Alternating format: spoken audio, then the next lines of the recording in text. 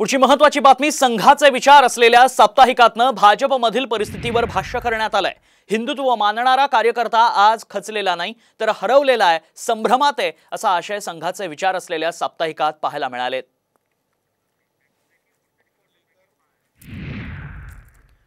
पुढची बातमी महत्त्वाची बातमी खासदार सुप्रिया सुळेंनी केलेल्या गंभीर आरोपाची आहे। कृषी विभागात 180 कोटींचा भ्रष्टाचार झालाय आणि त्याची तक्रार खुद्द राष्ट्रीय स्वयंसेवक संघाने उपमुख्यमंत्री देवेंद्र फडणवीसांकडे केल्याचा आरोप सुप्रिया सुळे करतायत।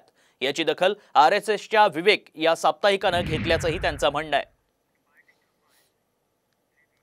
एक असा आरएसएसने आरोप केलेला आहे की 180 कोटी रुपयाचा भ्रष्टाचार हा शेती मंत्रालयामध्ये झालेला आहे।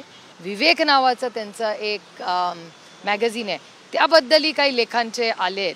या सगळ्याची उत्तरं ही भारतीय जनता पक्ष नक्कीच पारदर्शकपणे या यात्रेत महागाई, बेरोजगारी, भ्रष्टाचार याच्यावर पारदर्शकपणे या महाराष्ट्राला सांगेल, एवढीच माझी अपेक्षा आहे। महत्त्वाची बातमी आणि यावरनं आता बरंच रामायण घडू शकतं। भाजपचा कार्यकर्ता हा खचलेला नाही तर सध्या संभ्रमात आहे। संघ विचाराच्या साप्ताहिक हे भाष्य करण्यात आलंय।